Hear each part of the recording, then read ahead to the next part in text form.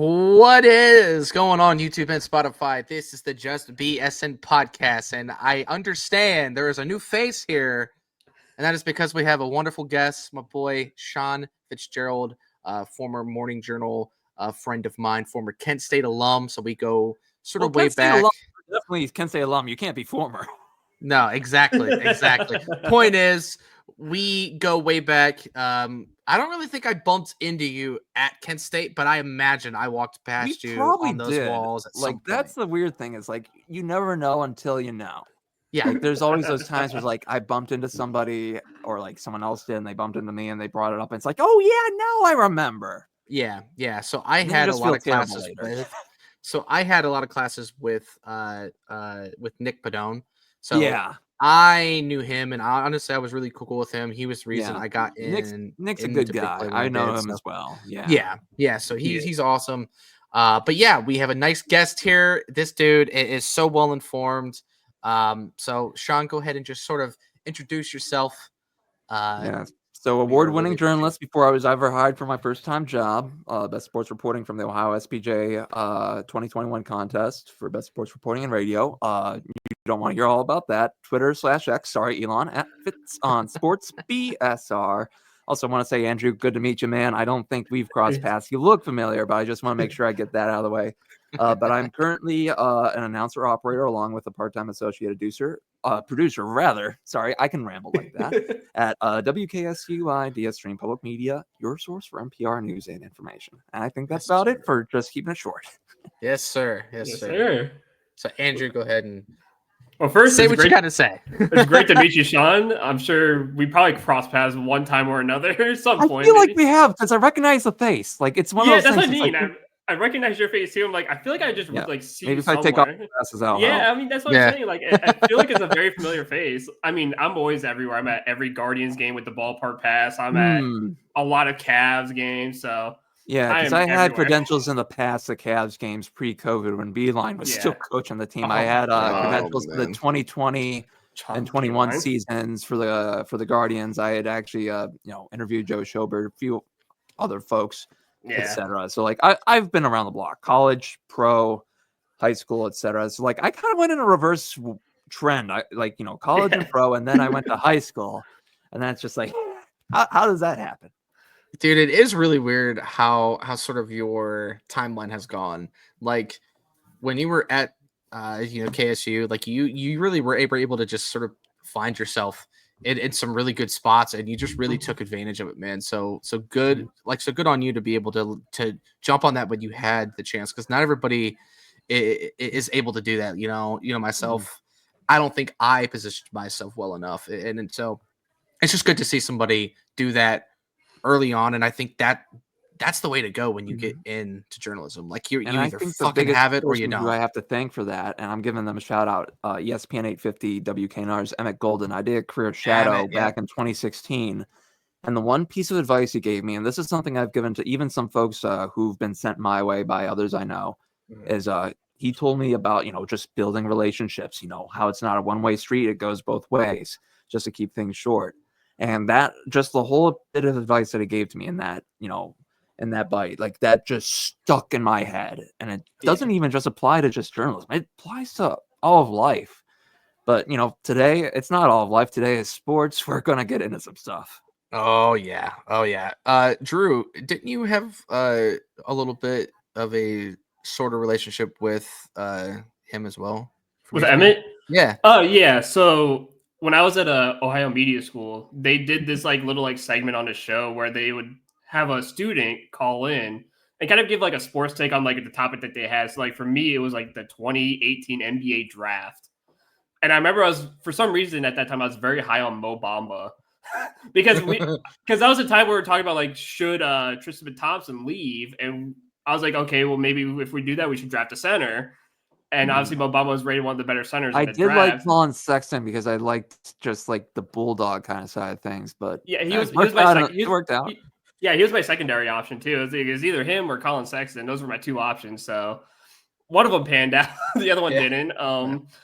But yeah, and me and E, we've had this connection going because he's obviously a big soccer guy like I am, and so me and him connect through a lot of soccer, and we support the same team, and so that's how I get my connection with E.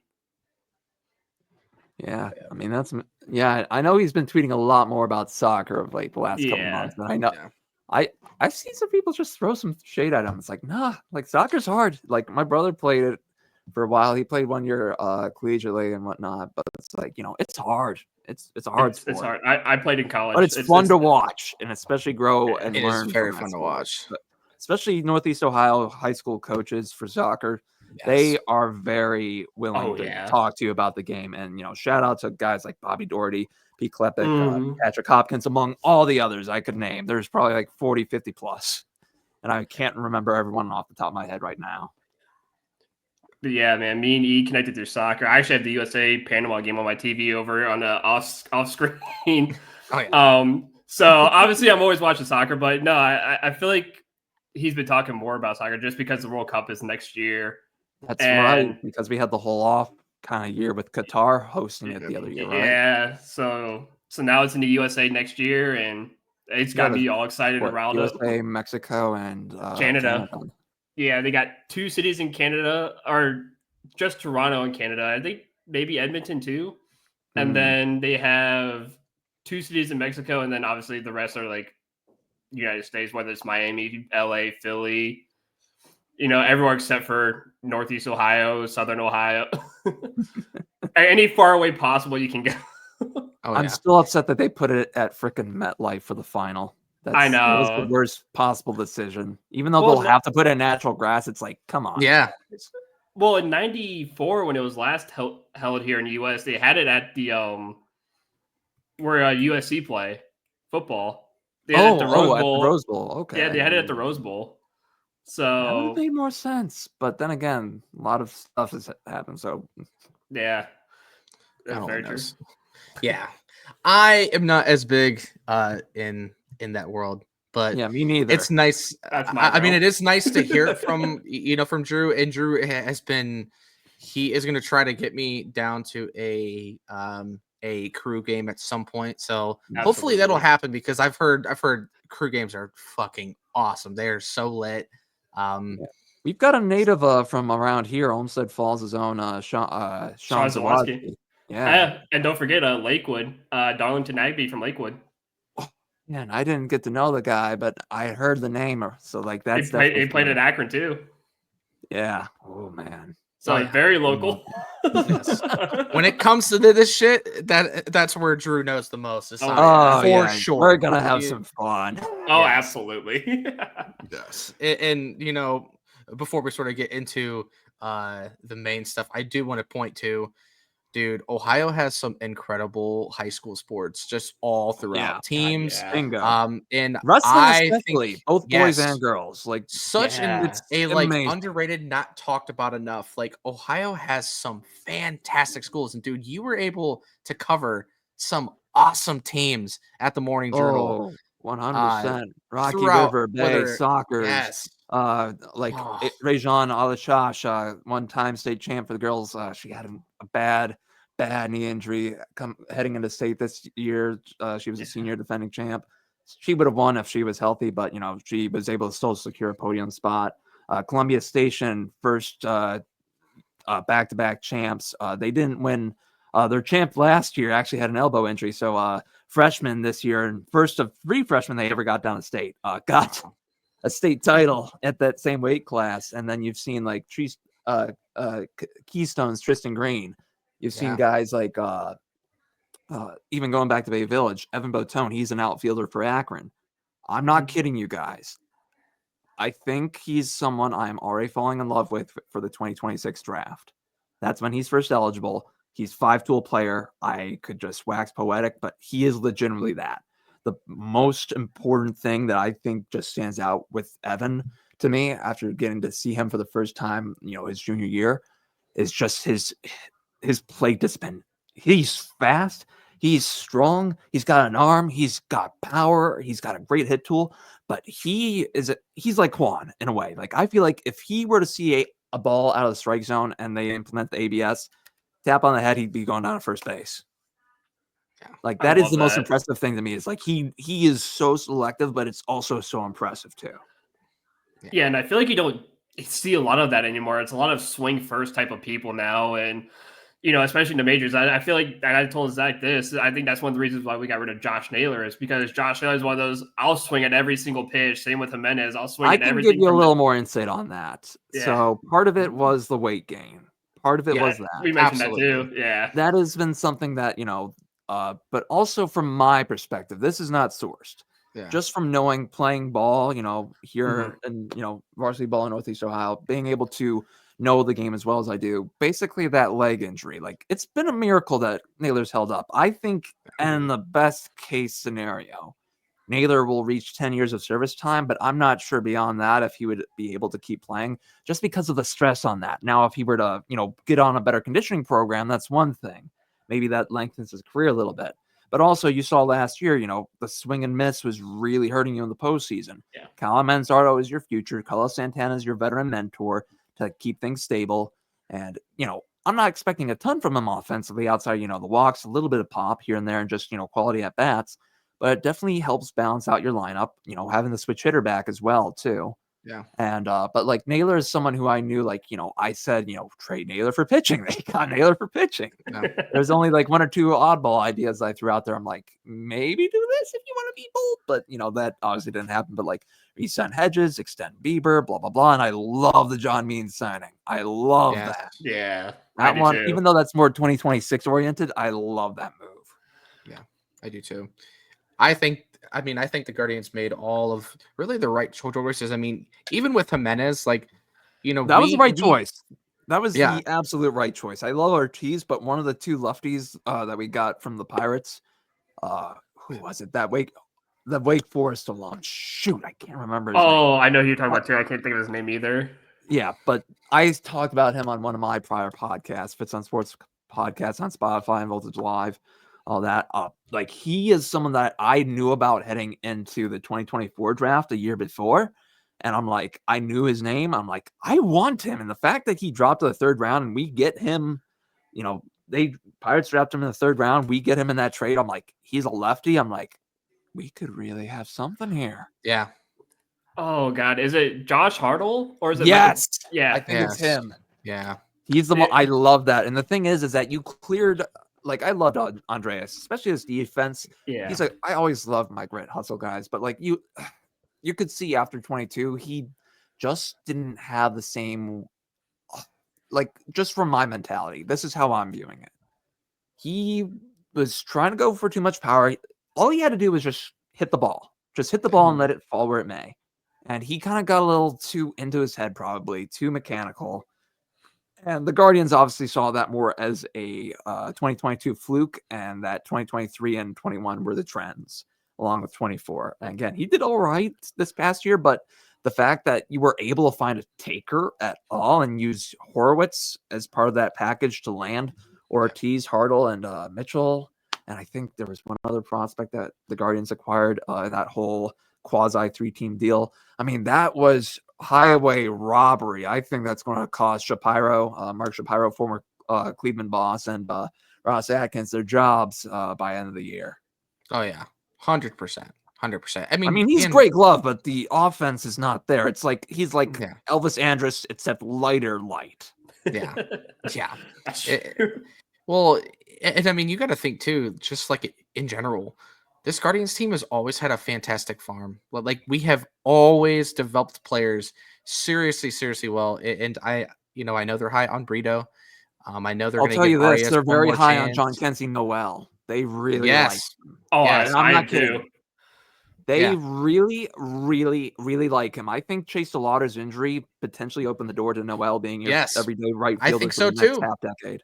I think so too. And we even forget to mention we have Bazana as well, who at some point is going to be up. Yeah. It's probably going to be another year or two. Arias is going to be your shortstop by the end of the year, assuming that Bazana starts at AA Akron. That's going to be the linchpin to this. If Bazana starts at AA Akron, by the end of the year, Bazana will be up in the bigs. Arias will be playing shortstop. Rocchio will be, I don't know where. Look, I get the guy improved, but there was still so much last year that I saw that's like, that's just more of a fluke to me. Like, that's me. And I hope he proves me wrong. I really do, because you don't want to wish someone ill, especially with Rocchio, but there's stuff where it's like, I don't see it with the guy. I didn't see the defense with the guy either. I didn't see how he was a Gold Glove finalist. And my judgment isn't, I'm not going to make myself to be out like a god. Let's just say that.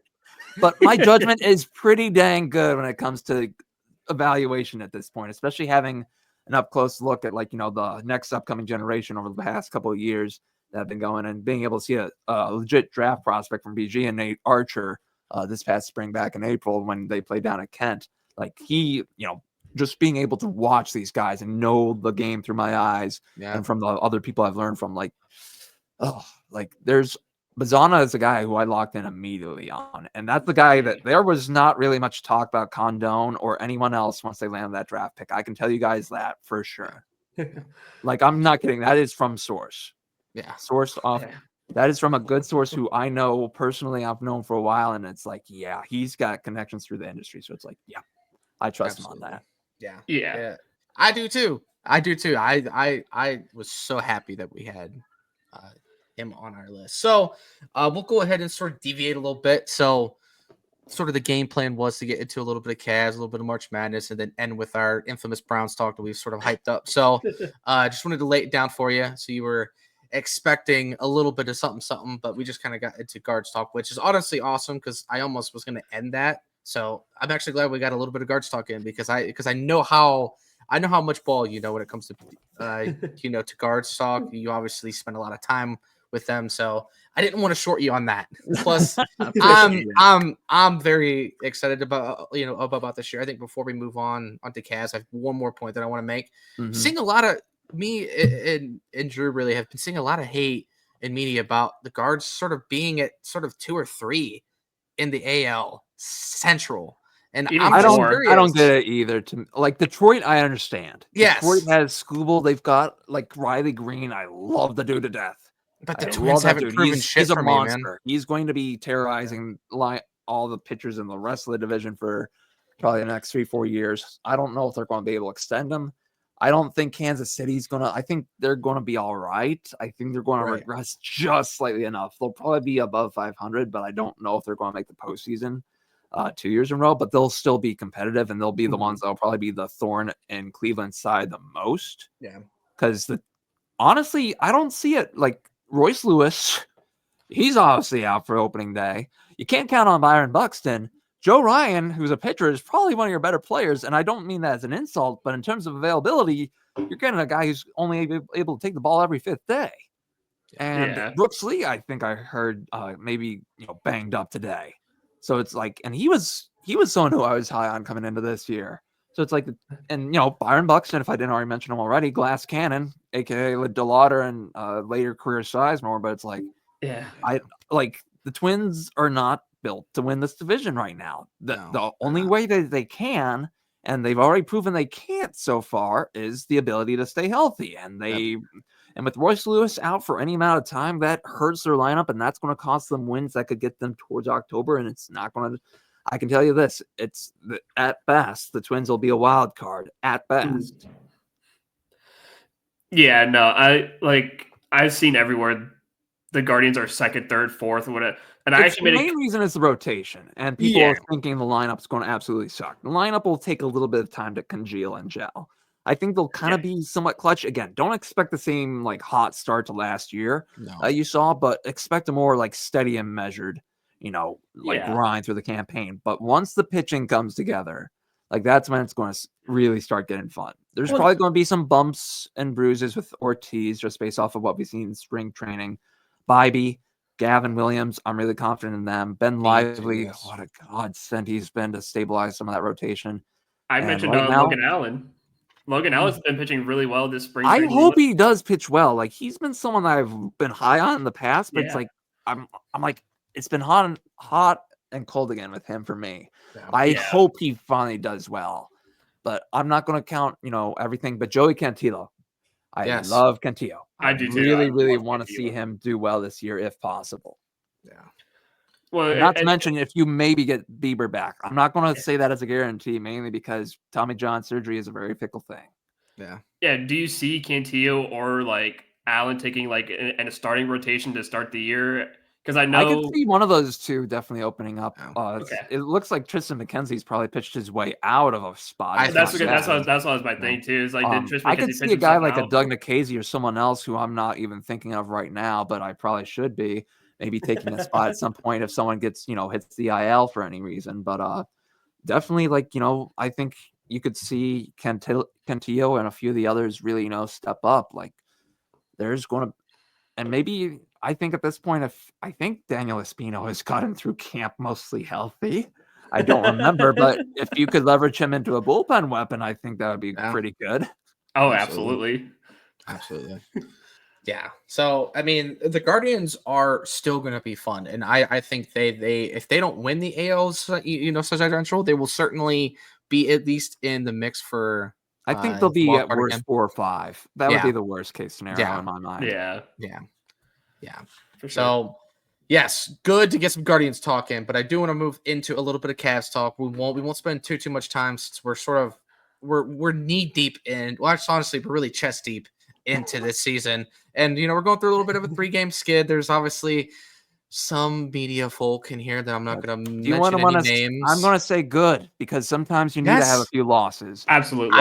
I've been saying it was that. Fun with the whole win streak. I was there for the Heat game. I was there for the loss to the Rockets, and I was there with a couple other games earlier in the season. Those were all wins, by the way, outside the Rockets game. But I mean, these Cavs know how to win, and I think, to be honest, this is probably one of the hotter takes I've had, and I've said it on my podcast. I think they're better than the 16 Warriors. I think they're better than that 16 Cavs team too. I think so. The only factor that would make that equal is the LeBron equalizer. That would be the only thing. Like they're better than either of those two teams, just period. And I'm glad that they are not anywhere. It's been a few weeks now since they lost the chance to tie Golden State for best regular season record. I'm glad that's out of the way. Yeah. So you don't want that pressure, like the weight of history on your shoulders like that. It will force a team to crack and crumble more often than not. You saw that with Kansas City. Yeah. You saw that this year. And they cracked and crumbled, and that's what I saw. Yeah, and I feel like it makes you tired, exhausted for the playoffs, too, because you did all that winning. You're playing way too hard. You're playing 40 minutes a night. Like, it's definitely not worth it. They've got the ability to now just let themselves, experiment with their rotations. Yes, that's what they're doing. It's like enjoy seeing some different basketball players get some time on the court and see what gels. Exactly. Like, I mean, it's fun to see now, like DeAndre Hunter getting like 30 minutes. Like the other night, he got like 32 minutes. It's great to see Sam Merrill get 25 going to be plus. One of the few teams that could potentially deploy a 20 million plus for every member of their starting 5, maybe by next year. Let's just say, like hypothetically, it's Garland, Mitchell, Hunter, Mobley, and Allen. Like that's insane. And I think there's another big spike coming to the NBA salary cap. Please correct me if I'm wrong. I might be getting it mixed up with the NFL. I think it is because I think it's with the NFL right now. I think they're getting another kind of like a massive spike. And yeah, they are. I just couldn't remember if the NBA was for certain. Yeah, I think I've heard it somewhere too. I also want to call out all the Evan Mobley haters. Yes, thank you. On various stations across town, and one of my buddies, who's blamed JB Bickerstaff for making him think that Mobley and Garland were not good players. He knows who he is, and I will not name him beyond that. He is repented. But all the people who kept slamming Mobley, I was back when he was a rookie. I said on my buddy's podcast, just wait. Year 3 or year 4, he's going to fully break out. And what did I tell you? He's breaking out, and I think he's still scratching the surface. Oh yeah, JB held him back a lot. JB held him back. Garland. So Garland is the same way, and literally, I'm really excited to see Garland finally reach his potential. I still remember seeing him versus Rookie Jaw. That was one of my first games actually on a media credential for Pro Sports. And what Garland was impressive that night. He looked good from what I can remember.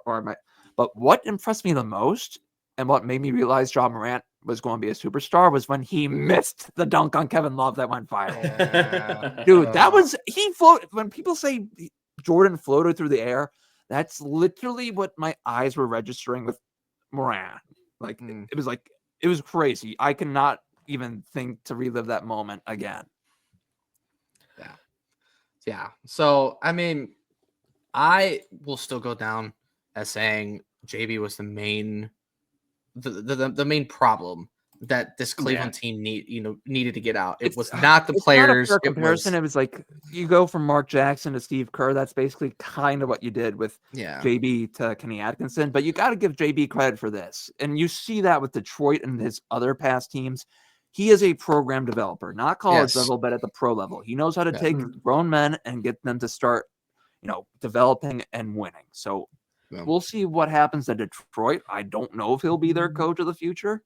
But beyond this year, I mean, just focusing on the here now, I mean, you got to give them some credit because Detroit looked hopeless last year. They looked hopeless with Monty Williams. Yeah, he does a lot better with those very, very young teams. And that's kind of what we were hearing. Like, I specifically remember around, I think it was All-Star break this year, we were hearing that sort of rumor that he was still treating the Cavs team as if they were still these younglings. So they still sort of year two guys because they are all still young. All of them outside of like Mitchell and I think one of the others. Tristan, Mitchell maybe. I think I'm older than Garland. I know that. I'm older than Mobley.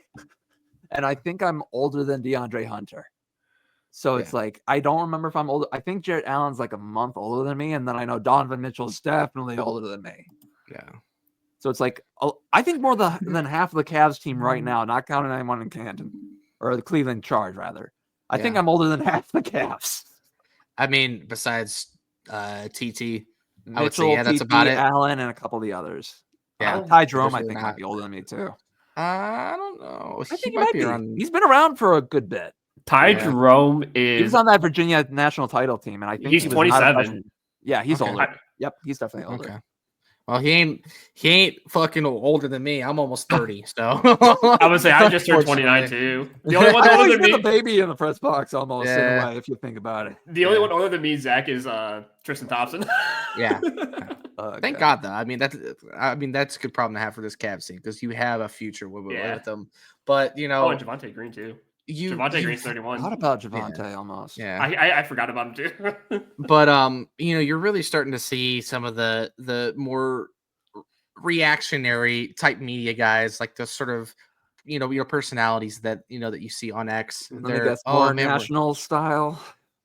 Yeah, sort Bill of. Simmons. Should I take a stab at it? Is he one of them? Not that I've seen. It's definitely more local guys that I consistently see, and I'm like, I want to swallow a bullet. But that's beside the fucking point. But a lot of them get that sort of, are we freaking out? And it's like, dude, it's a 3-game skid. We have lost. We've lost what? I think 13 games. It's part of the. It's part of the business. It is. One thing. It just sucks. But number 2, there's a way to work around it. I just feel like people need to put in like a different kind of mindset, and we'll see if that happens in the future. Because the radio side of things has become a little. I'm not throwing shade at anybody, but the formula has become a little stale. It's gotten away from its roots, and I think it would be a good thing if we can kind of rewind the clock just a little to get back to where it's that happy medium. Again, there are a lot of great hosts out there here in Cleveland too. Yes, even if people don't agree with this take, but I think the main thing is that we've kind of strayed from the true and try formula, and we got to get back to the basics. Yeah, for sure. I totally agree, especially as someone who does. I mean, I listen to so much sports talk that it's we do have some fantastic guys in this space. We do. Ken Carmen's, the Limas.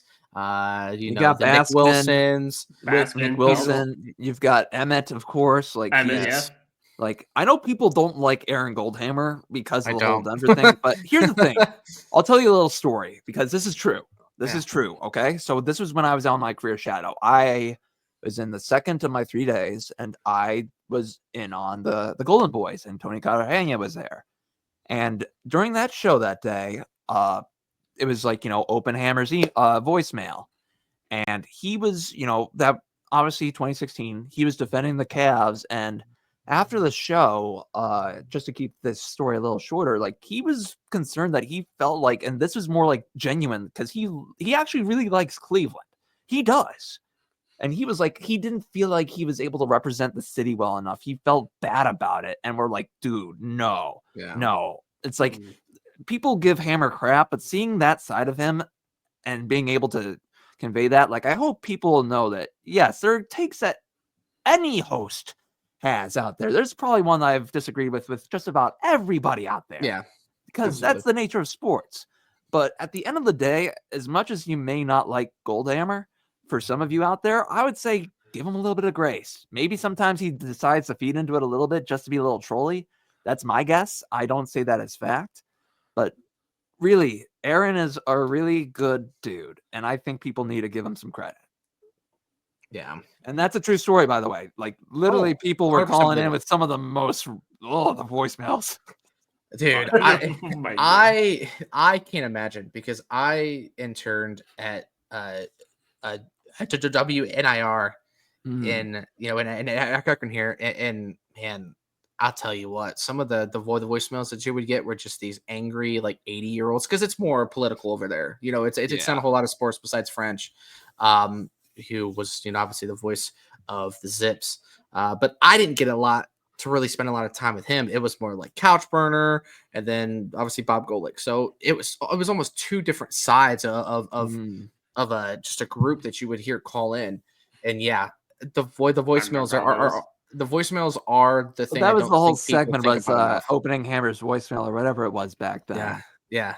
Man, I was primarily from Heat fans, by the way, to be completely frank. That's where it's just like that sounds like that a lot of Heat fans called in for that one. Yeah. I don't miss those WNIR days either. Oh yeah. He used to work the boards. I used to work the boards at WNIR. Oh man. Yeah, so it would just be those really quiet nights with your phone, just trying to watch a movie or a YouTube video or something. I was there when what's his name left.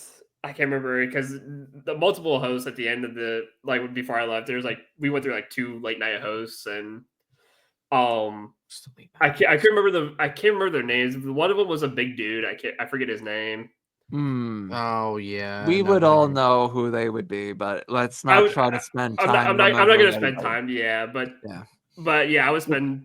I think I might know who it might be, but I'm going to hold the name back for now. Yeah, but I was there from 10 p.m. to 5 a.m. and I would sit there with my phone, watch movies, if there's any games off, like the Guardians were in LA or something, I'd watch the Guardians play. Also, a little bit of a news bit. I actually, T-Mobile gives a every with MLB, they give well, it's T-Life now, so but still T-Life. But I found out earlier today, this is currently Thursday, March 20th, that right now it does not sound like that if you're in the Cleveland market and you get the free MLB TV for the year through the T-Life app, that you would be free of the Guardians blackout restrictions. They could change that. I hope they do. But for right now, for folks who are looking forward to that, expect some hurdles. Wow. I just paid the $100 for the dude. If I can watch everybody for free, I should be able to watch Cleveland for free too. And I also, I asked him just the guy on the phone was super nice. I asked him to see just for everybody around Cleveland and around the area who would be blacked out. Hey, can you just send this up the chain? Just be hey, here's some feedback. Would love to see if you could get this spread of people. So that would be. And I actually got an email back about that real briefly, that it had been escalated up. So hopefully that could change. Yeah, well, that's good. So. Yeah, that would be really, really mean, because it really did suck with the whole Bally Sports thing. Because first of all, Bally Sports it just wouldn't work half the time. So even if you're trying to watch the games, you're gonna be lagging, and you're also spending what was it, $20 or $25 a month for that? Yeah, it just wasn't worth it in the end, unless you were just a dieharder that just didn't care. You just had, you need to watch your guards, and you need to watch I never used Bally Sports app. No, I never did. I use Streamies, baby. Yeah. Good old reliable Streamies. Yeah. I miss it. Damn. Good old days. Yeah. I had in streams and all that, but supporting official relations. Yeah. But to sort of wrap up the Cavs talk, obviously they're really not shooting the ball very well, and the defense isn't really doing anything.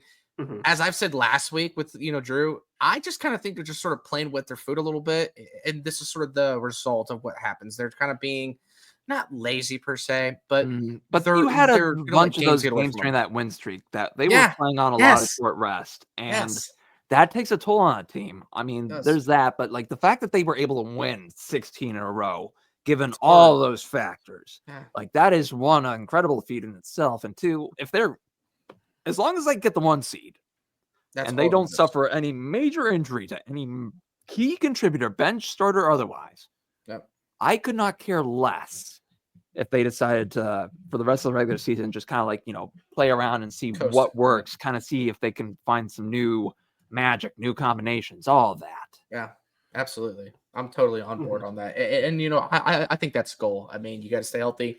And as long as you get that first seed, at least in the East, I don't think you need first overall, because to be honest, I don't think I think you're going to need it if you're facing Oklahoma City or LA.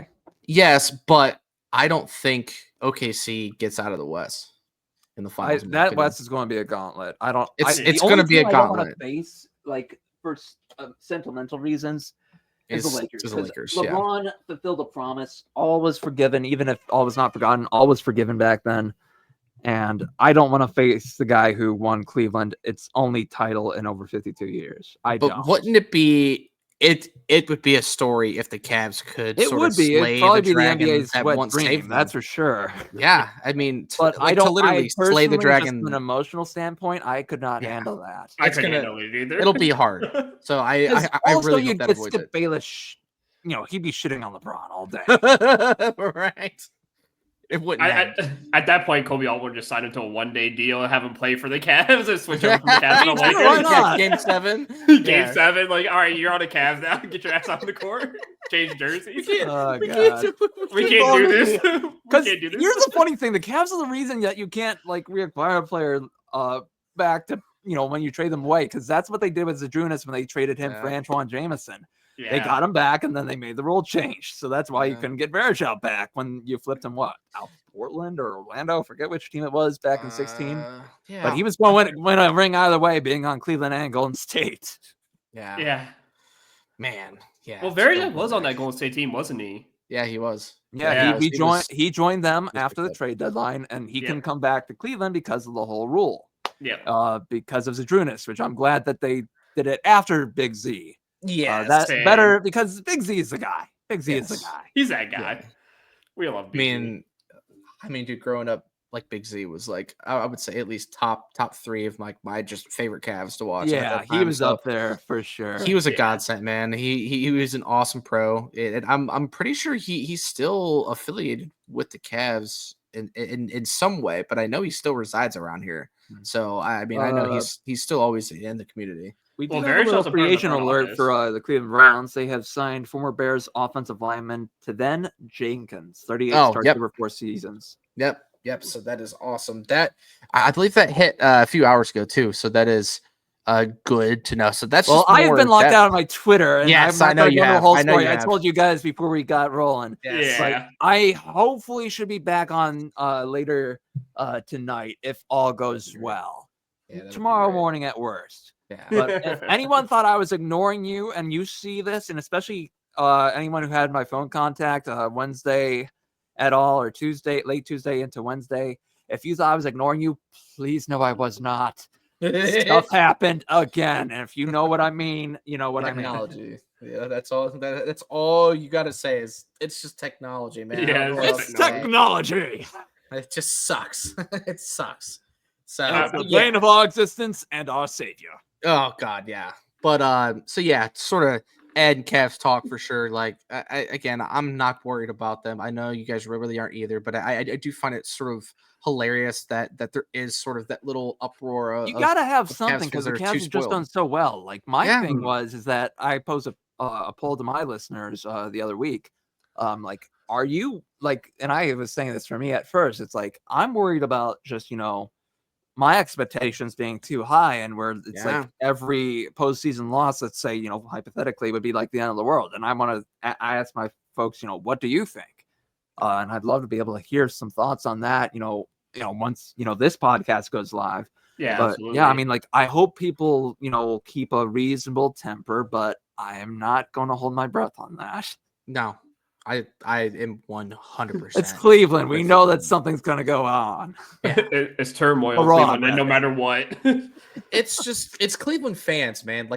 Like the fan base is so bipolar, and they're so dramatic at times that it's just and the fact that they're flipping on the Browns finally, right, long overdue. This has Yeah. made me actually, I don't know if I want to say smile, but it's made me just chuckle. Yeah, it has It's made me chuckle just to be like, oh, so you guys finally are realizing this, huh? Yeah.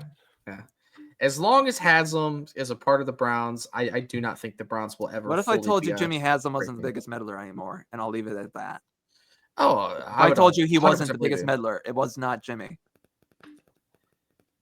That people other than Jimmy in that building were the ones who kept pushing for Deshaun once he was acquired. Depot. And I will leave it there. Not D Haslam either. Depot? No. I'm going to Not leave it Depot? there. No. So leave it there. I'm going to leave you on a little cliffhanger, folks. I got to leave you on a cliffhanger. Well, now we'll be There's a sleeping lot. on it. Now But also, I want you guys to go and look at Jason Lloyd's article in The Athletic. You might be able to glean who it might have been. Now I have to go back and read the article. Yeah, I will definitely have to go back because I did read part of it. Andrew Berry, though, has, and this is something that my buddy Brandon Lewis told me. He's an Eagles fan. He's celebrating his Super Bowl still, probably going off somewhere. But he noted that when Andrew Berry was still working for the Eagles, he was enamored with Watson, and that had continued over to, when he came back to Cleveland. So what had happened, and this is just a short little excerpt from Lloyd's article that I remember off the top of my head, is that, they tried to walk it back after, the big money, big guarantees, all the draft picks, but that's the one time, and I'm not going to blame Jimmy for this, that Jimmy's like, we can't go back now. So, like, Jimmy listened to his football people. He trusted them, and football people did not work out at that time. That's why I don't blame Stefanski for that. I blame Barry, and I blame the other individual. And you can probably read the tea leaves and figure out who it is pretty quickly. Okay, that's a good enough. That's good enough for us. Your cliffhanger. Yeah, absolutely. So, yeah, we will get back to Browns. I do want to touch a little bit on March Madness, just a little bit, just because it's going on, on right now. First off, fuck Clemson. Yeah, fuck Clemson. McNeese, which is the most beautiful college basketball name you could have thought. Oral Roberts, go for that. Yeah. Colgate. Yes, Oral Roberts. But McNeese, who I thought wasn't it McNeese State is what it was, and then they took out the state. Get their name for some reason. Trying to think. Don't know. I don't remember. I think it was. I thought I was seeing. It was either on Barstool that I saw that, or it was Pat. I mean, I forget which one. Which either one probably is lying. Perfect to the first day, and now I've got 2 losses. I'm like, fuck. Yeah. But not too many crazy upsets beyond that has happened. Creighton beat Louisville, which wasn't like a huge surprise, but I know for a lot of brackets, that was like one of those 8-9s that you did not know which way it was going to go. Same with BYU, VCU being a 6-11. Yeah. So I mean, other than that, there has not been really too many crazy upsets. But Sean, I was banking on Yale. I was really banking on Yale over A&M. Yeah. Although they've made it close, it's down to a 6-point gap right now. Okay. Yeah. Are there any other favorites that you have liked that you think could make a little bit of a run? In just Cinderella's low seeds? Yeah. Well, UC San Diego, not San Diego State, UC San Diego. That's the 5-12, classic 5-12. And here's the best part, that I think the one 5-12 that is definitely not going to lose is Oregon. Oregon, the last 8 times they have made the tournament, have won at least their first round game. 2021, they had a forfeit in the first round, so they advanced to the round of 32. They won that game. So they have not lost their first game in the tournament for the last 8 times they've made it. 13-17, 19, 21, and 24. Wow. So they were the safest bet. And Gonzaga has been to the Sweet 16, I think, 9, 10, something years in a row. So I'm taking them over Houston. I'm taking the 8 over the 1. Wow. Yeah, that's a big one because there's a good bit of people that think Houston's going to win it all. There's few people like that bracket. It's that lower right part of that bracket that Houston's the 1 seed in. That is literally the wacko region. That's that's the best way I can put it right now. That's like the region where everything is on the table, and that's why I was going Clemson, thinking they had a really good run. last year. It's like, nope. 5-12 should have avoided that. It's like I'm thinking like there's too many 5-12 upsets on my thing already. I know Oregon's going to get through, so it's like, that's the one Final Four team out, but it could have been worse. Right. And then who do you think is going to win it all this year? Because honestly, so before you get into it, I'm not a huge college ball guy at all. I'm not a huge college ball guy, so I'm all ears as to. I think basically it's going to come down to 3 teams. I think it's going to come down to Michigan State, Florida, and probably Duke. And I'm going to lean Duke, but for whatever reason, my gut is telling me that Sparty is going to have a shot. If they beat Florida, I think they have a shot. But again, there's a long way to go before that happens. I mean, it's really hard to count out Izzo. I mean, he's just a fantastic coach. He's always consistent, man. Like I also want to keep seeing the SEC teams get knocked out because just like the playoff for football, it's like they were hemming and hawing. It's like, wow. The Big Ten reigns again, baby. The Big Ten. I just want to see. I just want to see the SEC take their medicine again. Yeah, because they have just been up in their riches. And thank you, Vanderbilt, for beating Bama. Thank you. Yeah. Although in my bracket, I have Florida winning it also. I do not have them winning it all, but I do have them getting at least the Final Four title game in most of them. Yeah. I had like 4 or 5 brackets. I will get to watch Michigan State tomorrow because I will be at that game. It's funny. My buddy Travis Nelson, who works at the Journal, he's a great guy. He's from Michigan.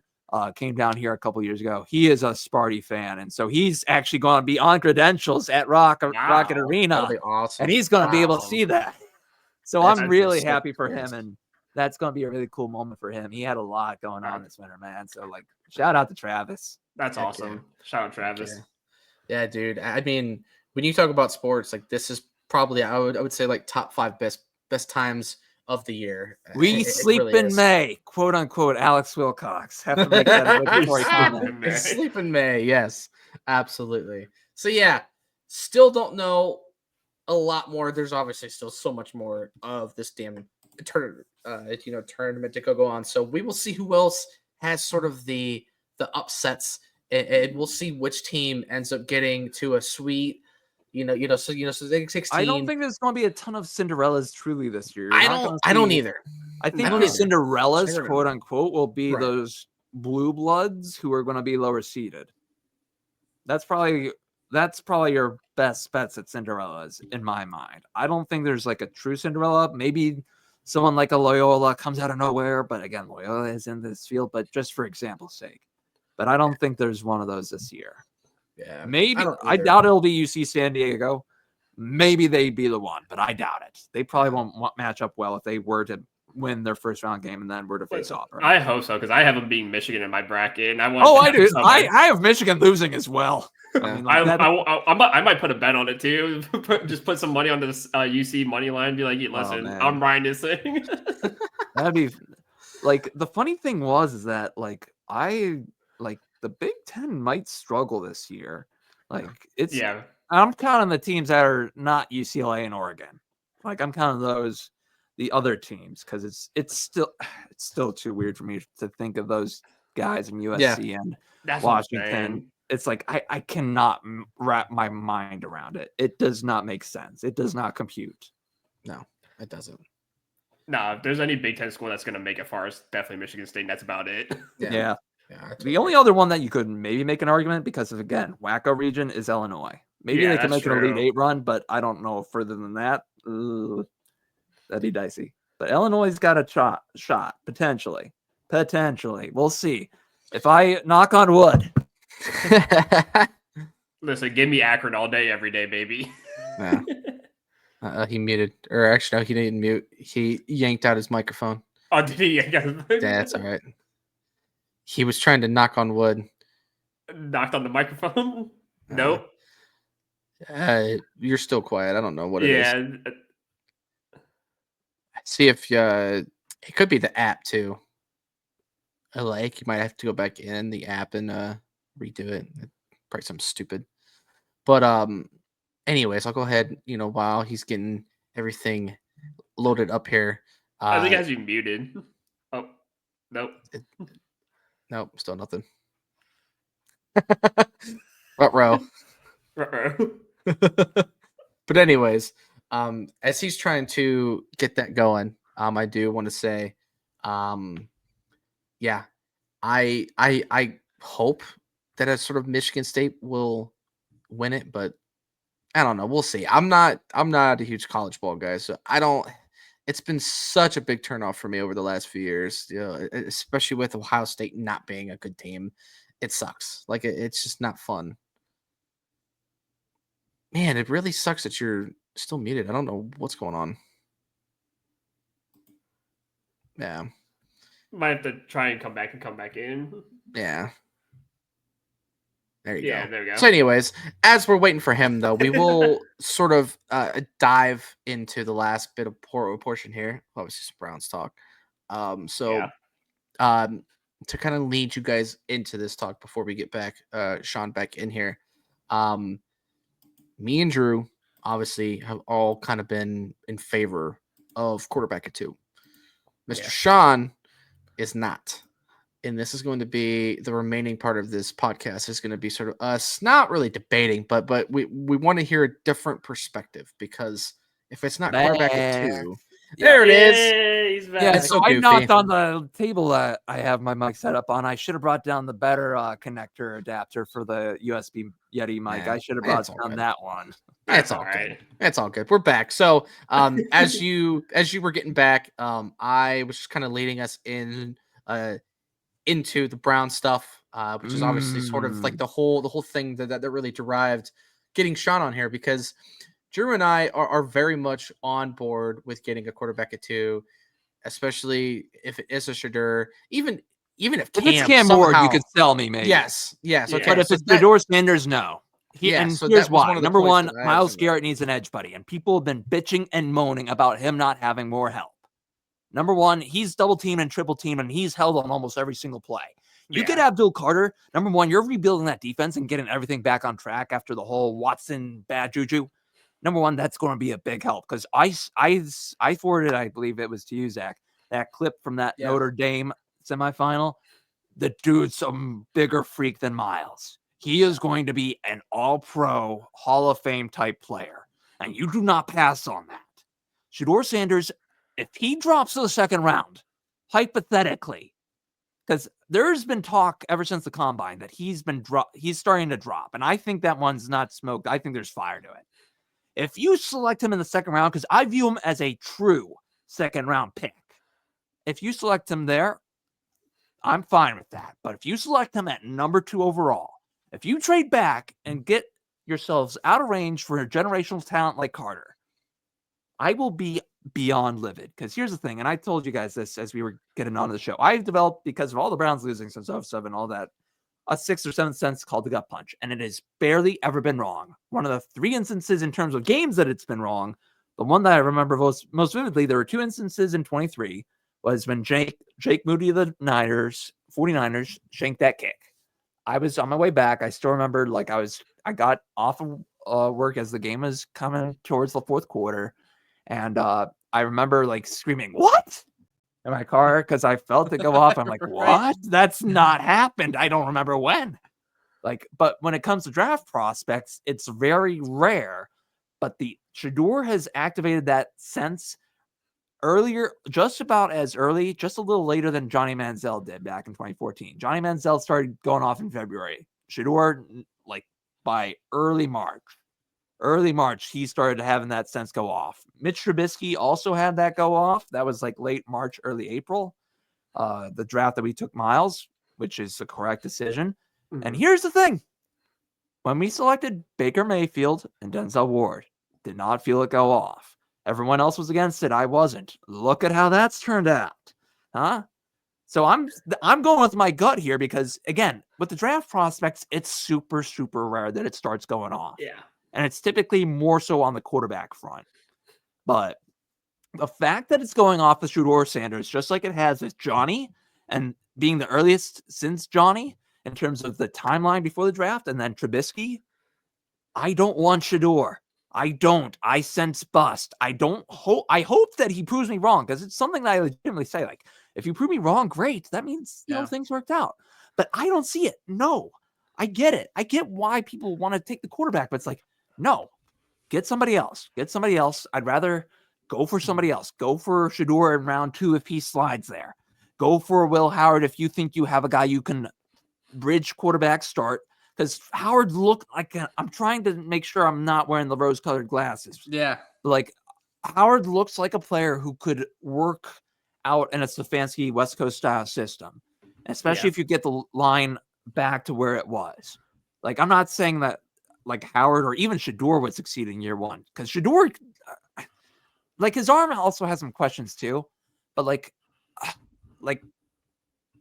there wasn't many of the quarterbacks outside of maybe Drake May last year that I was like, maybe it was just because of the Trubisky stuff, but it's like, I mean, overall, I mean, May did pretty solid for a rookie with the circumstances he was in, but it's like the fact that, again, I don't want Sanders because I don't want him at 2 because the value is not there. You get him at like 33, 30, 34, 35, whatever pick that is that you have in the second round, fine. That's fine with me, but go for the generational edge, rebuild your defense, because, you know, you lost Darius Smith, you lost a couple other guys around the deadline, I'm trying to remember all the names, but if you can get Abdul Carter, and as Miles starts to get into his mid to late 30s, you're going to have his replacement ready.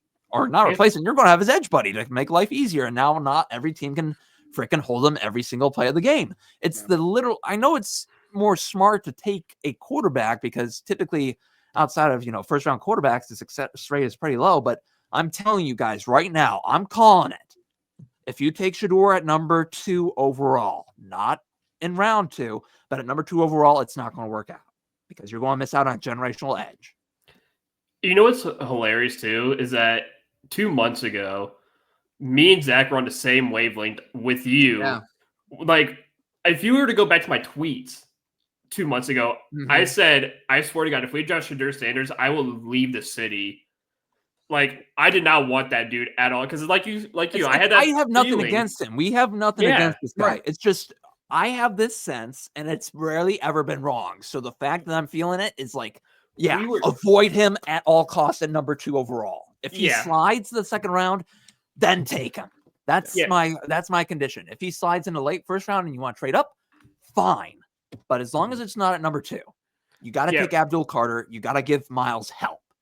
We were very high. Because Miles cannot hold that. Because Denzel is probably one more concussion away, if not less than that, from having his career ended. You need another defensive blue chip.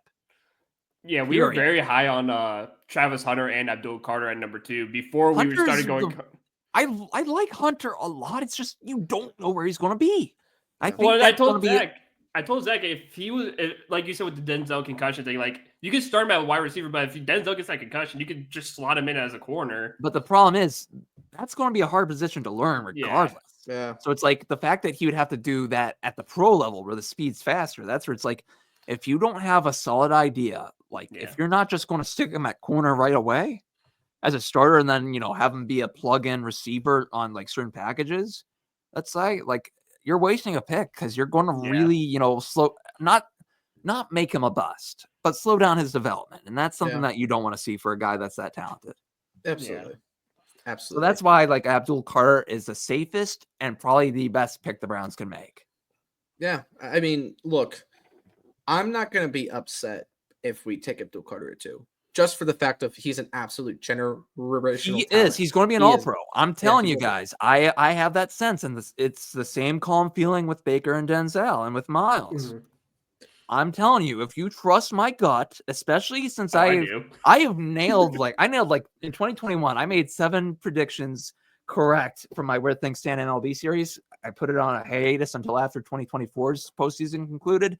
Orioles, Grayson Rodriguez, a bunch of guys I mentioned there. A bunch of the AL Central, the Marlins, a few other teams. I nailed that crap. So if you want to trust anybody as #Fitzgerald, trust me. I say don't take Shedeur Sanders number 2 overall, especially since the gut punch. This is the easy way out. And I don't want to say this, but the gut punch went off when we acquired Deshaun and when I turned on the radio when I heard Bull screaming. It went off with Deshaun. I loved him as a prospect, but when we traded for him, it went off big time. And it went off at the very first game of the year and then go off again. And that's how bad it was. That's how I knew we were in for hell. Yeah. So if you want anyone who's been tortured, I'm the guy who knows. I'm telling you, Shedeur at number 2 overall, no. Round 2, sure. So if, let's say, the Titans end up doing Abdul Carter at 1, I'll take Cam Ward. There too, I'll take Cam. Fine. I'll take Cam Ward. If they decide to take Abdul Carter, I will take Cam Ward all day, any day. So he's a much better prospect and much more polished. Okay. Yeah. Okay. Yeah. So I was going to ask, what is it about Cam that you just love? You see more of the passer out of him. You see more of what would fit Stefanski's style. He's definitely got a better arm in terms of a little bit more on the accuracy part and just being able to blend everything together. And he's got multiple years of tape. He's got 5-6 years of tape between Washington, between Miami, maybe one other stop. And you know what you're getting and the quality of him. Like it's not an exact 1-to-1 comp, but the best comp I can think for Cam Ward is kind of like Bo Nix, who went from Oregon, from Auburn, etc. Like that's the one because he bounced around, to a couple different schools. And that's what I view Cam Ward as. He's more stable. He'll have a little bit of a lower floor to start, but the ceiling could really get really high. Yeah. That's what probably the Titans are seeing right now too. And that's why Shedeur is going to fall. Yeah. Because if the Browns are smart, and Mel Kiper mocked live mock 3.0, mocked Abdul Carter to the Browns the other day. Yeah. Like the smart move is to do Carter. Period. Yeah. I think there are other ways to get your quarterback. The problem is that I'm not sure if I trust Barry to make the right choice. And that's where if it's Shedeur, I don't trust Barry at all. Well, I'm just wondering if he's got pressure. I'm just wondering if he has going to have his choice. I think yes. I don't have any sources on this, but my gut hunch is that Barry, after the Watson trade and after basically having Stefanski having Ken Dorsey foisted upon him and all that, I think Stefanski's probably earned a little more leverage over Barry in that room. I think regardless of, again, this is not sourced. This is not information I've gotten. This is my best hunch based off of the information that I have already known. I think that probably Andrew Barry will be deferring to Stefanski more so on the QB choice. That makes a lot of sense. I think that makes a lot of sense. Yeah. Because if you saw what he did with his quarterbacks, his style of quarterback, the only one that didn't really work out outside of, like Dorian Thompson-Robinson was a project. Let's give him a little grace. Was Watson. And Watson literally was a mess. Like, period. Not even just for sitting out the whole years. And not even just because of the injuries. He literally had to look over the sideline in 2020, was it? Or 2019 to look over to Bill O'Brien and be like, hey, what are we doing? It's like, no, you don't know what you're doing. And you're already a multi-year pro? Bro, that's a problem. Yeah. It's a very big problem. Especially when you were you showed so much talent on the field when you were knowing what you were doing, but in reality, it was you getting overly coached to the point where it was the dude was literally just saying, "Hey, throw this route," or "Hey, do this and do this." Because again, I loved him as a draft prospect, but I did too. But when the trade went down, I was not for it at all. No, and it's because it was a different scenario. And he had no incentive to work. No, the fact that was if you even guaranteed just $200 million, let's say, out of even the 230 contract, it would have been enough. He would have had him have to work for his money. Yeah, but he didn't have to do anything. He was, in my opinion, all he had to do is be lazy and collect his check. Now I got something stupid. Do you? And this is my ADHD brain. I get them. There's those questions in my head too. Don't worry. My feeling is, do you believe that Myles Garrett has any leverage too? And the reason why he came back was that he's trying hard to convince the front office to draft Abdul Carter. I think that could be part of it. He did hint with Andrew Siciliano, I think it was on a podcast after that he knew who the quarterback was going to be. I don't know how true that is. I think he might know something, but I don't think it's anyone in the draft unless they said like, hey, we're about to trade up to number 1 and we're going to take Cam Ward or something like that. Or, hey, we're about to acquire this and that. There's no reasonable, like out of the ballpark kind of guy that you could acquire because Trevor Lawrence doesn't make sense. And I think you're ruling out Tua. There's no way the Dolphins are trading him. So like those are the only 2 quarterbacks I could think like that are on NFL rosters right now that are locked in. That's like maybe you could go conspiracy ball here, but I think Abdul Carter, especially because, again, Miles, one thing that he's noted, like, I remember he hopped into my interview with Joe Schobert back in 2019, and he was like, he mentioned something along the lines of, not getting the holding calls, and he's really never, ever gotten them, and it's gotten worse every year. Yeah. Like, you see it on the tape. He's getting held almost every single play because he's that dominant. You get Abdul Carter. Look, I'm not guaranteed that the Browns go to the playoffs next year, but you are one step closer to that. And then you can use your draft capital in 2026 if it is deemed necessary. Again, this is hypothetical. We don't know, but I think the defense taking a step back up will help the offense out a ton.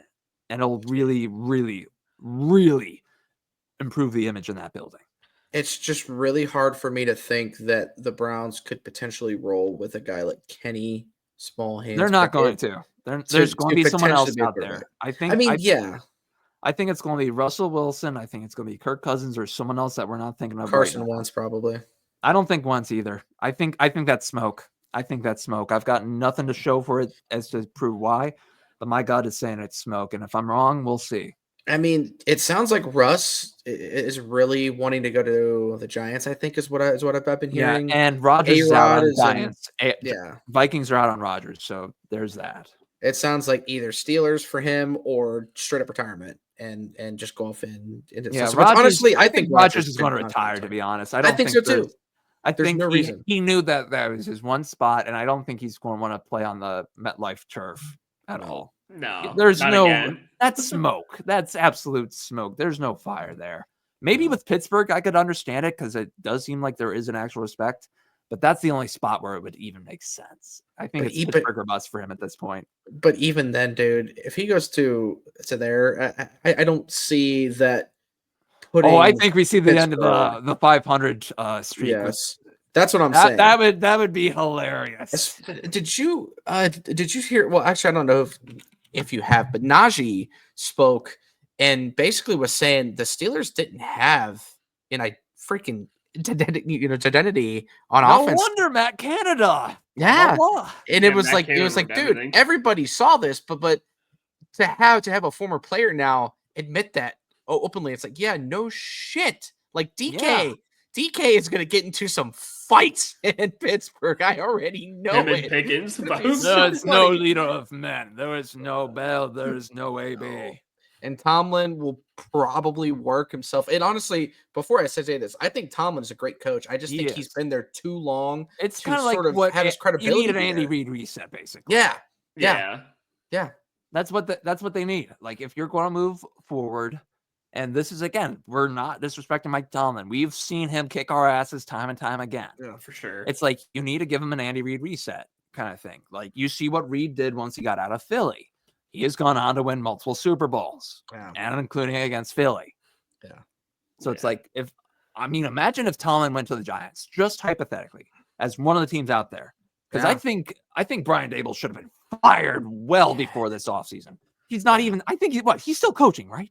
He made the inexcusable Hugh Jackson mistake of not remembering to call the timeout. Don't even say that name, Hugh Jackson. He made that mortal and irreparable sin. And the fact he wasn't fired after that one damn game. Look, I think I'd be intrigued with Tomlin to the Giants just because why the heck not? But I don't know where he would go. There would be probably a lot of teams with coaches that are pretty established that would fire them just to get a shot at Tomlin. Wasn't Joe Shane's son the one who wanted it was in the Joe Schoen? Yeah, Joe Schoen, his kid, because it was on what's it called, Hard Knocks for the Giants. He wanted one of the quarters, so I can't answer that question. He went on the Hard Knocks and he said like he wanted this like quarterback in the draft, and they went somewhere else, and the kid had turned out to be like spot perfect or whatever. I was like, it would not surprise me because people are too prideful. Yeah, and I wonder if I can like find it somewhere, but I'm not gonna do it right now. Yeah, because I didn't see Hard Knocks this year, but I could believe that story. But everyone's like, if John Dable or if Brian Dable still has a job, they should just let Schoen's kid just be the GM because it seems like he knows more than fucking his dad does. And I was sitting there just laughing. It's like this kid I'll just damn give you near one little final national bullet here. I think Sean McDermott will not be the one to get the Bills over the hump if they get over the hump. Thank you. I love him as a coach, but it seems like there's just one critical factor missing. And if I had to guess, this would be wild, and I don't know when it would happen. But if McDermott were to be let go, I see Sean McVay going out to Buffalo. I mean, yes. Oh, that would make all the sense in the world to me. I honestly thought if Bill Belichick didn't go to college, I thought he was going to hold out for that Bills job, in my opinion. Nah, just because he wanted to become quarterback again. Probably. Plus, the GM's been good. The GM's been good, and he would have wanted the GM power. That's the problem. Yeah. But Sean McVay, look, Allen's fine now. I didn't want him to be a Deshaun Kaiser, so that's why I was afraid of drafting him, because we would not have put in the same resources Buffalo did. Yeah. But that's why Mayfield was the best fit, and I still stand by that take to this day. But on the whole, if you get McVay over there, they're winning a Super Bowl that very next season. Makes sense. Yeah. Yeah. Also, I did find it. Joe Schoen's son on Hard Knocks said that the Giants should trade up to 2 from 6 to get Jaden Daniels. That makes sense. For some reason, I wasn't as high on Daniels, but I didn't think he was going to be a bust either. I just had, again, I think it was the LSU factor with the whole Jamarcus Russell thing back in the day. Yeah, because the daughter said she wanted JJ McCarthy. I think she just had a crush on him, and then the son's probably. And the son's like, give me Jaden Daniels if you trade up. We'll see about McCarthy. Again, we'll find out about him over probably the next 3 years. I think he's earned some leash because of that one, with the injury. Yeah, and of course they obviously took Malik Neighbors with that 6th overall pick. So yeah, but which wasn't a terrible pick. It's not a terrible pick to get an All-Pro, but if you can get it, I would laugh my butt off if they drafted Shedeur. Oh, dude, if they drafted Shedeur, that'd be hilarious. I mean, the media wants him to. I would love to see that, because I think I'd be proven right very quickly. Have them trade up to 1 and just ruin even more. And be like, hey, we're going to take Shedeur. I want people to know the one season that Emeka Egbuka, the Ohio State receiver, did not do well on, Kyle McCord was the starting quarterback. Mm-hmm. Oh my God. Who would think that he's getting all this smoke and fire behind him? He's not going to be an NFL starter, folks. He's a backup. He's your Colt McCoy. He's your Josh McCown. Whatever you want to name, career backup, Mike Lennon, etc. He's not a starter. Get that out of your heads. Period. He has a decent arm, but he's just not consistent. He's going to throw there was a clip that the NFL posted from the draft combine, and he almost overthrew the receiver. The receiver just barely caught up to the ball and hauled it in. It's like, if that receiver hadn't done that, there's one less highlight clip for him. I'm growing into more of Tyler Shaw from Louisville a little bit more, in the Shaw, Will Howard, and there was one other name that was mentioned the other day. It's escaping me right now. Jackson Dart. That's right. Jackson Dart, yeah. Dart, Howard. What you need is not a true mobile quarterback, someone who has a little bit of mobility, but you need more of the pocket passer who can run the West Coast offense. And I don't think that's going to be Shedeur. I think you're going to find someone else who can do that. I mean, we saw Will Howard run it very well at Ohio State this past season. I know he didn't have a great combine, but I don't think it mattered. Yeah. He'll be a little bit more developmental, but I think you could mold him over the long term. I don't want to give a comp on him, but he definitely has small shades of Baker in terms of some of his style of play, but not some of the same weaknesses either. Yeah, I can see that. Yeah. So one last thing that I want to ask you before we get off here, because I know we have been talking here for quite a bit of time. Oh, dude, you've got me on a roll. Oh, dude, I love it. This is great. So I've been a big fan of potentially taking not 1, but potentially 2 running backs in this draft with how deep they are. What do you think about that? Well, I'm going to say this. I am highly doubtful that Nick Chubb is going to be back. And if he is, it'll be more in a reserve role. Yeah. Not because of poor performance, but his knee is basically done at this point. And I love Chubb.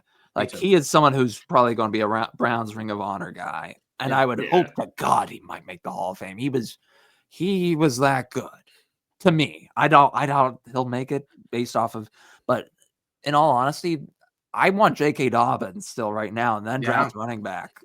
I mean, Dobbins is probably not coming back here, probably staying away from the AFC North for whatever reason, because Baltimore, as soon as I saw him playing against Baltimore, last year I was at a Buffalo Wild Wings with some other folks.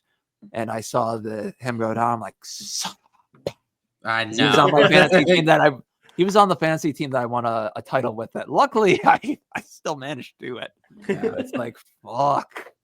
Yeah. Like Josh Allen, Baker Mayfield, that 2017 draft class gave me a title. Not 2018 draft class delivered me to glory. Oh Yeah. Yeah, that was a beautiful season. But yeah, I mean, with how deep this running back class is, Travion Henderson, if you take Abdul Carter early, if you can give me Henderson or even I think Henderson will last a little longer in the NFL than Judkins. I love Judkins. But if you can give me Henderson, oh my God.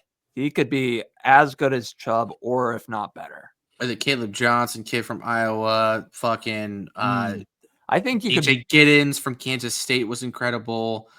Man, like this class is a deep running back class, and I would not be Gianti surprised. is going to be the only probably true round one running back. Yeah. And I know that they're not going to take him, and I would rather avoid a Trent Richardson situation, but I think he'll be good wherever he ends up. Even Hampton too. I mean, Hampton could fall at like the very end of the first round. I doubt it, but he's still going to be a very good running back as well. But yeah, it's very weird how when you see a deep class like this, you notice the market in free agency. Oh yeah, because Dobbins hasn't signed yet, and the fact that he hasn't, that's telling you something. I mean, besides the Barkley deal, which obviously was going to happen, everybody else has been they didn't 1 even or 2 have year to deal. do that. They were just rewarding one of the better players. Yeah. So, I hope for nostalgic purposes we're able to at least somehow keep Chubb, but I'm even cool getting rid of Ford as well. To Cleveland, he'll be on a 1-year deal and probably would be for the rest of his career, however long it were to continue. I don't think his knee is going to get back since it's the same knee twice. Yeah. And I love him again. I love Chubb, and I would be sad to see him go elsewhere. How about Ford? Because I'm not go bye-bye. Yes. Thank you. I'm not so tired. I'm so tired of this kid. You get a few bursts and that's it. Yes. He's a solid running back. He's not a starter. He has the worst. He's a starter on a bad team. He is a good pace of change back on a playoff team at best. He is not. He's a better receiver. He's a better receiver than a running back. He has some of the worst running back vision I've ever seen. He will see a hole and go the opposite way. It's insane. Somehow it just looks like the same kind of stutter step that Richardson would make. Yeah. And we oh my gosh. And we wait to the pick that we got from them from the fucking Indy. That's so bad, Johnny too. Fuck. Oh, I know. Well, you know what? That's the Browns, man. That's the Browns, and we have committed our life to this at this point, and we're locked in. I'm almost still tempted, depending on what happens at number 2, to maybe switch allegiances. It might be that it might get to that point where it's like mine was if Garrett would have gotten traded, that would have. Oh, I would have been fine with him getting traded. He's earned the right. He's only had 2 winning seasons in his 8 seasons. He has and I get that people were not happy the way he went about it, but he was sending a message. It was a PR stunt too. Yeah, it was a clear PR stunt. He knew what he was doing. His agent knew what she was doing. There's a reason he got paid. And as soon as Crosby got that deal, I was like, "Oh, this is gonna happen." Oh yeah. And then that kind of screwed the wide receiver market for a few other teams. It did. The Bengals. And Bengals had to pay both their men. Yeah, and now they're broke. Well, and even some of the guys that I have in my group, like we were hearing, at least when it came to Garrett, 3 years, 120 mil. So the fact that it was 4 years, 160 mil, I think is what his deal was, 123 million guaranteed. Yeah. So, and his contract, the way it's built out was not as bad as I actually thought it was going to be. Yeah, he has a lot of money up front, but after that, it's not. Yeah, so that's why I think you will draft Abdul Carter, because if Garrett starts to decline, you get him help, and because Brandon Graham even retired just the other day, and there's only Philadelphia's core 4 they call it. Only Lane Johnson is still there. I mean, everyone else is gone from that little core 4 between both lines and offense defense. I mean, if you get Miles to stay here his whole career, you get him a Super Bowl, you get Abdul Carter, and he becomes your next face of the defense in a couple of years. It all works out in my mind. All you have to do is find the quarterback, and it's not Shador at 2. Yeah. If it's Shador later on, sure, but not at 2. The value's not there.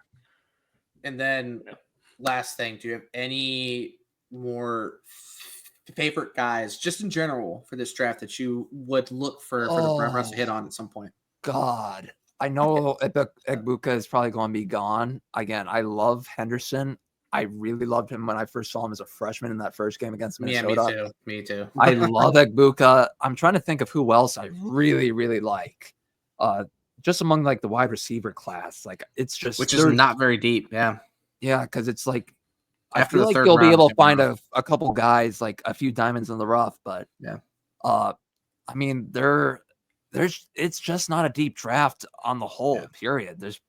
So like, I mean, there's not a ton of guys, but definitely like once I get a little bit more into just going through some of the other stuff, like there are some guys out there for sure that I like. I don't think there's a tight end prospect this year. I have a few tight end guys that I've been really high on. I'm trying to remember again because I've been focused more on like hoops and baseball. Like football's been less of a priority given. I've been locked in on doing a lot of mock drafts just for funsies because I've been having. I'm pulling up one right now just so that way I have a name for you guys because I know there's somebody. I just need to remember who the heck it is. So Harold Fannin from Bowling Green is like the next David and Joe, like introductory that kid. Well, if we have to wait for that long, I'm not for that. Well, it'll be like a third round pick, I would say. So I doubt. Yeah, I could understand. It depends on what they do. Mason Graham, though, that's a name I like. Yes. I know he's not going to fall that far, but like he is a guy who, if you were to trade back and pass on Carter, I would not. Yeah, that's another thing too. We Will didn't even think about the fact that trading back is Tyler Warren, though. I forgot about him. That's the tight end I like. Warren, yeah. Again, he's not going to fall that far. No, he's going to go probably top 10. But like those are some other guys I like too, and then I'm just trying to look through some of the rest of the. There's some diamonds in the rough in this draft that are going to be very there's fun. Going to be guys who are going to be able to be taken late, who were in that playoff run among all the 12 teams.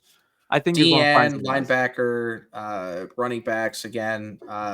There's probably going to be some guys from Texas who are going to be able to pull some, weight. I can imagine that. Oh yeah, absolutely.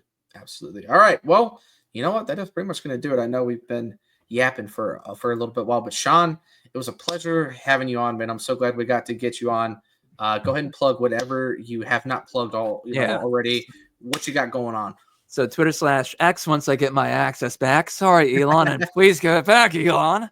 At Fitz on Sports BSR, same goes for Instagram. Just slowly getting into using that. I do have that as my Blue Sky handle as well. Plus the .bsky.social. I am a contributor with Voltage Live, so I do Fitz on Sports podcast is back. It was the original show, now back as a podcast. Several years later, it goes up onto Spotify, and then later, after posting onto Voltage Live, where I also write some columns. And in addition, I still write columns and other things on my Medium blog page, including high school sports stuff, including I covered like the Wasco tournament over at Columbia back in January. Covered a couple dual matches, covered a couple soccer games, and I'll probably cover maybe 3, 4, 5 high school baseball games around the area this spring when I have the time. It probably will be closer to the weekend, Friday, Saturdays, given my new work schedule and workflow. But I mean, those are going to be some fun games because you get a lot of non-conference stuff around that, and those are fun. When you get, especially like imagine like what team? There's only one school I'm not going to be able to go see, and I'm not going to state why, but that's all I got. Awesome. Well, Sean, again, thank you so much for hopping on here with us. And obviously we will see you guys next week with hopefully some more guards talk, especially guards now that they are getting ready to start up here really, really soon. Some more Cavs, and we'll do some more mock next Thursday, baby. Yes, sir. Usually we end on mock drafts, so obviously we won't do that today, but next week we'll get back to that. And as always, we'll see you guys next time. Later.